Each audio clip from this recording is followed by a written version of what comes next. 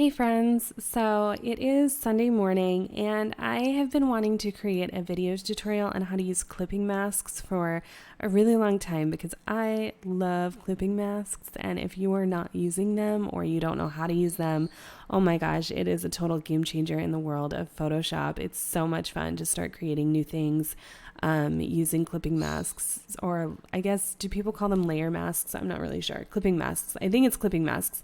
Yeah. Nobody calls them layer masks because that is this little guy right here, I think. Right? Yeah, that's a layer mask. Sorry. Okay. So, real quick, I'm just going to start with a blank document. And I'm going to create a base color. And then I'm going to come over here and grab my shape tool on the left.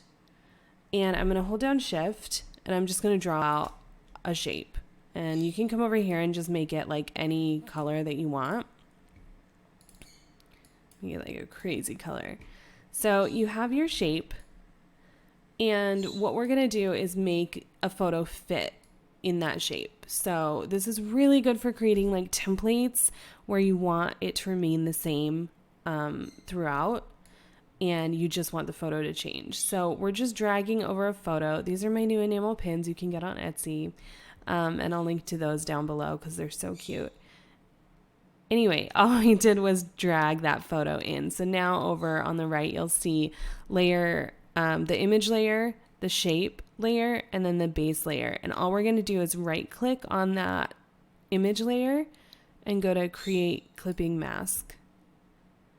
And you'll see it drops it there. And you'll see that little arrow means that it's clipped. So now you can move it around and it's going to stay within the confines of that shape. So super easy, and you can do a million things with it. So another thing that you can do is text new pin. And I'm going to change that to like a chunky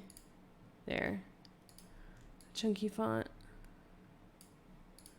And what you could do is the same thing, but this time clip to the words. So now you can see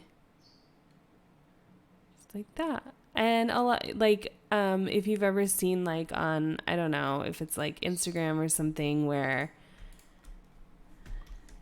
you have something like this, where like the word is, yeah, like that, like really big, like it says like Arizona or something like that.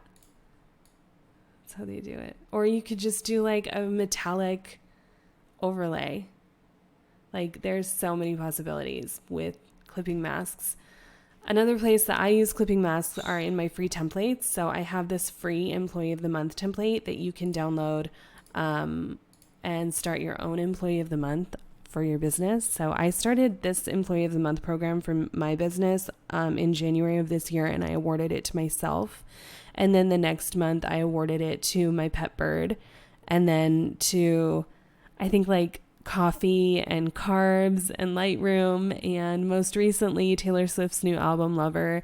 So it's really fun, it's really silly, and people seem to enjoy it. So if you want to start your own, I encourage you to do so, and you can download this exact template on my website. So let's say that you wanted to award it to your cat.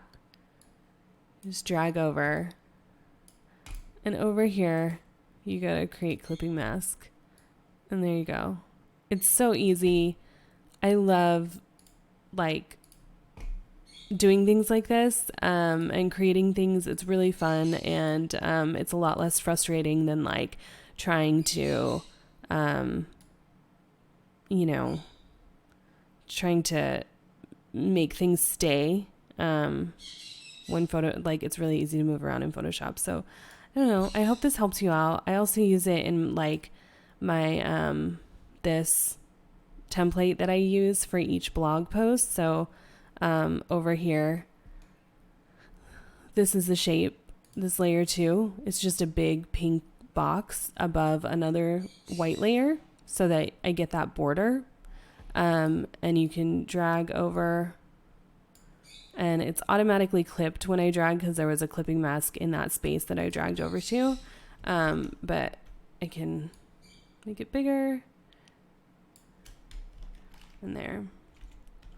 And this is one of my stock images that you can download also for free from my website. I have 10 stock photos that you can use for like your blogging, marketing, Instagram, whatever you want. It's there for you.